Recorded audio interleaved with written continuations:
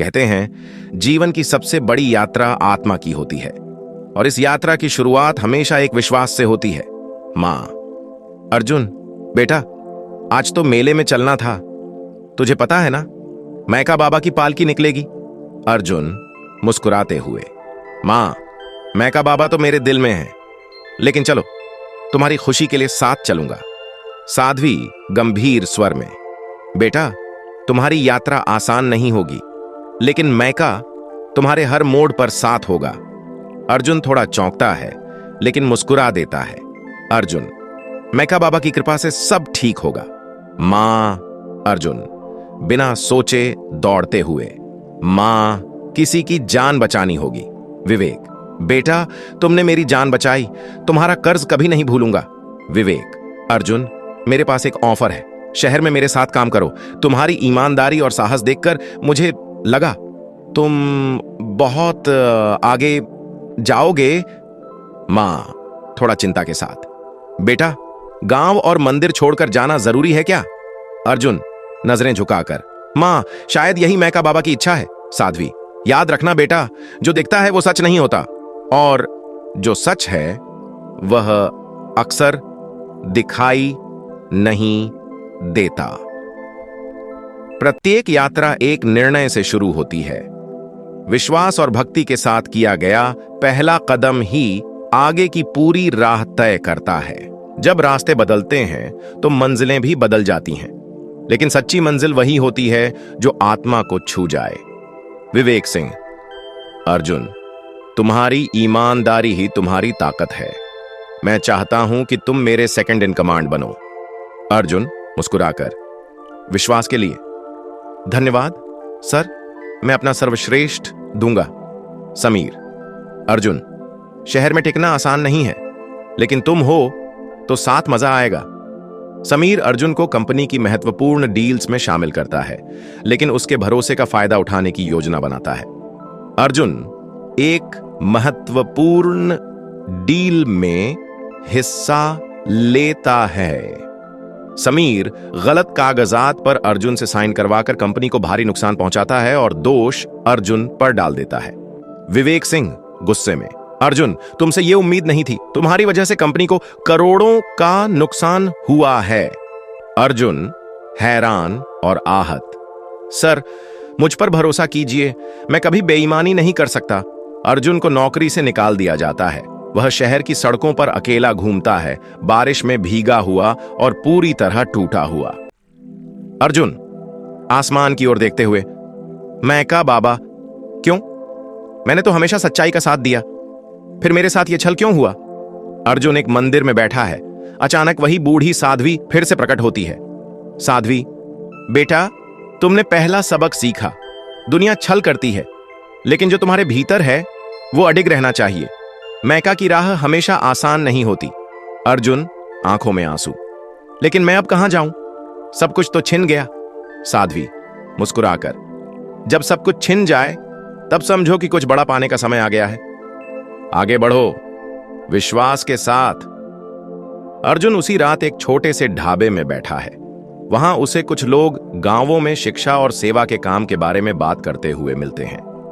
अर्जुन उनकी बातें सुनकर प्रेरित होता है। अर्जुन मन में, शायद यही मेरी अगली मंजिल है। लोगों की सेवा। संघर्ष में जो खोता है वह सिर्फ बाहर का होता है, लेकिन जो पाता है वह आत्मा का सत्य होता है। अर्जुन एक छोटे से गांव में आता है। चारों ओर गरीबी, टूटी हुई झोपड़ियां और हताश लोग। अर्जुन की आंखों में करुणा झलकती है। कभी कभी मंजिल से पहले सेवा का रास्ता आता है, और वही रास्ता आत्मा को सच्चे सत्य तक पहुंचाता है। अर्जुन, मैं चाहता हूं कि आपके बच्चे पढ़ें, आपके खेतों में हरियाली हो और आपके घरों में खुशहाली। क्या आप मेरा साथ देंगे? गांव का बुजुर्ग दुखी स्वर में, बेटा, यहां कई लोग आए और वादे कर गए, लेकिन हमारी तकदीर कभी नहीं बदली। अर्जुन, मैं वादा नहीं करूंगा, सिर्फ काम करके दिखाऊंगा। अर्जुन गांव के बच्चों को पेड़ के नीचे पढ़ाना शुरू करता है। धीरे धीरे बच्चे जुड़ने लगते हैं। लेकिन गांव के कुछ प्रभावशाली लोग उससे नाराज होते हैं।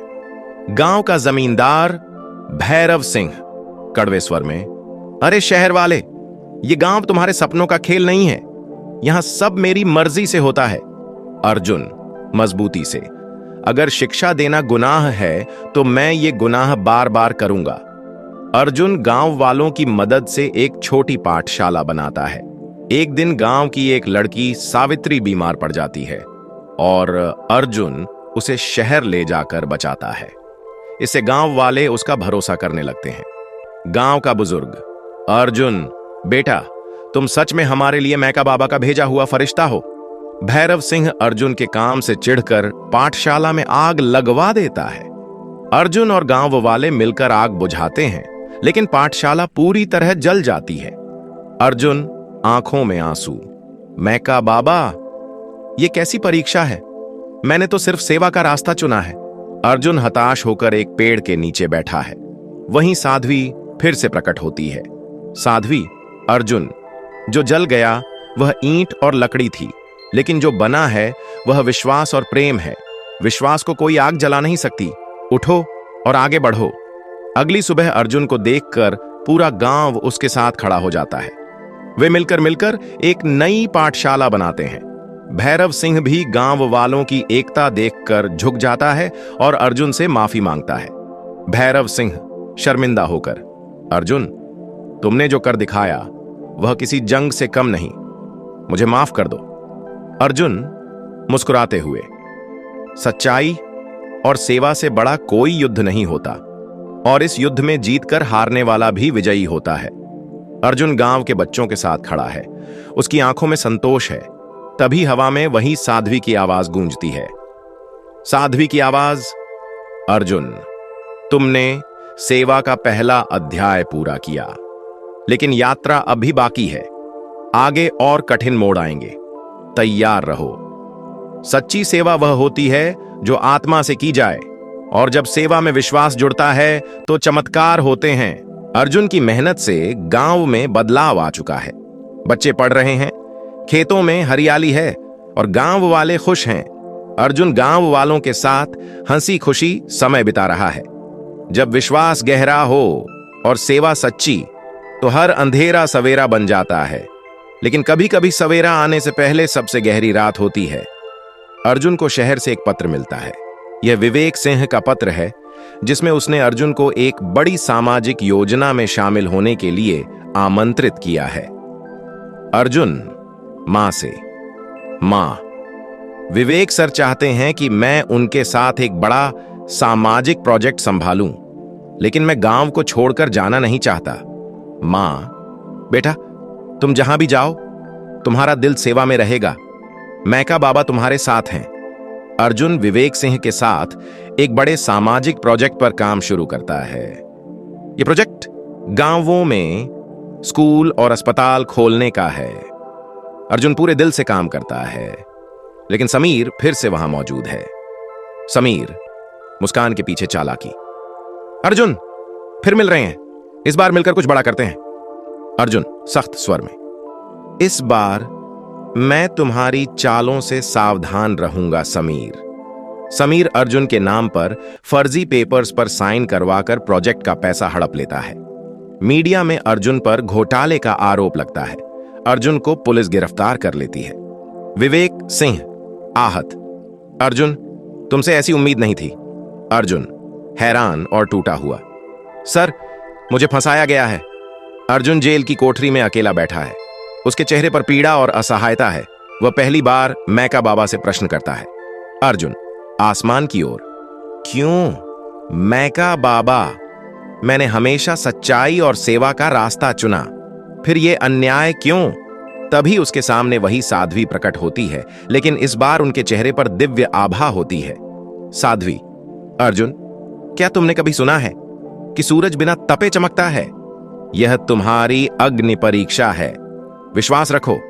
अचानक मीडिया में एक वीडियो वायरल होता है, जिसमें समीर की साजिश का पर्दाफाश होता है। विवेक सिंह को सारी सच्चाई पता चल जाती है और वह अर्जुन को रिहा करवाते हैं। विवेक सिंह अर्जुन से, माफ करना अर्जुन, तुम्हारी सच्चाई पर मुझे शक नहीं करना चाहिए था। अर्जुन मुस्कुराते हुए, विश्वास वही है जो परीक्षा के बाद भी अडिग रहे। समीर को पुलिस गिरफ्तार कर लेती है। समीर अर्जुन के पास पश्चाताप के साथ आता है। समीर, अर्जुन मुझे माफ कर दो। लालच ने मेरी आंखें बंद कर दी थीं। अर्जुन, समीर, माफ करना आसान है, लेकिन खुद को सुधारना जरूरी है। अगर तुम सेवा करोगे तो शायद तुम्हारा मन साफ हो सकेगा। अर्जुन मंदिर में साध्वी को धन्यवाद देने जाता है, लेकिन इस बार साध्वी के स्थान पर एक दिव्य प्रकाश दिखाई देता है और उसमें से मैका बाबा की आवाज आती है। मैका बाबा, आवाज में गहराई। अर्जुन, मैं हमेशा तुम्हारे साथ था। तुम्हारी हर परीक्षा तुम्हें मजबूत बनाने के लिए थी, और वह साध्वी, वह मेरी ही माया थी। अर्जुन, आंखों में आंसू और श्रद्धा। बाबा, आपने मुझे विश्वास और सेवा का सच्चा अर्थ सिखाया। अर्जुन अब एक बड़ी सामाजिक संस्था चलाता है जो शिक्षा और सेवा का काम करती है। गांवों में स्कूल और अस्पताल खुल रहे हैं। विश्वास जब सेवा से मिलता है तो चमत्कार होते हैं, और जब परीक्षा में विश्वास जीता है तब आत्मा का सच्चा प्रकाश मिलता है। सच्चा विश्वास वह है जो अंधकार में भी आशा का दीपक जलाए रखे, और सच्चा भक्त वही है जो परीक्षा में भी सत्य का साथ न छोड़े। अर्जुन अब एक सफल सामाजिक कार्य करता है। उसके प्रयासों से कई गांवों में स्कूल, अस्पताल और सेवा केंद्र खुल चुके हैं। लोग उसे आदर से देखते हैं। जब कोई अपने स्वार्थ से ऊपर उठकर सेवा करता है तो वह सिर्फ लोगों की नहीं बल्कि उनकी आत्मा की भूख मिटाता है। अर्जुन अपनी मां के पास आता है जो उसकी सफलता देखकर भावुक है। मां, बेटा, आज तुझे देखकर मुझे तेरे पिता की याद आती है। उन्होंने भी यही सपना देखा था। अर्जुन, मां, ये सब आपकी दुआओं और मैका बाबा की कृपा से संभव हुआ है। समीर, जो जेल की सजा काट चुका है, अर्जुन के पास आता है। उसका चेहरा विनम्र और पश्चाताप से भरा है। समीर, अर्जुन, मैं तुम्हारी संस्था में काम करना चाहता हूं। मैं अपनी गलतियों का प्रायश्चित सेवा से करना चाहता हूं। अर्जुन मुस्कुराकर, समीर, जब तुम सेवा के रास्ते पर चलोगे तो तुम खुद को पालोगे। स्वागत है। अर्जुन को राज्य सरकार की ओर से सेवा रत्न पुरस्कार दिया जाता है। पूरा गांव खुशी मनाता है। अर्जुन मंच पर बोलता है। अर्जुन पुरस्कार लेकर, यह पुरस्कार मेरा नहीं, उन सभी लोगों का है जिन्होंने मुझ पर विश्वास किया और सेवा को अपना धर्म बनाया। लेकिन मेरा सबसे बड़ा पुरस्कार है मैका बाबा का आशीर्वाद। अर्जुन की मां अचानक गंभीर रूप से बीमार हो जाती हैं।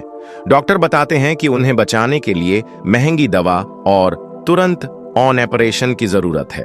अर्जुन के पास पूरे पैसे नहीं हैं।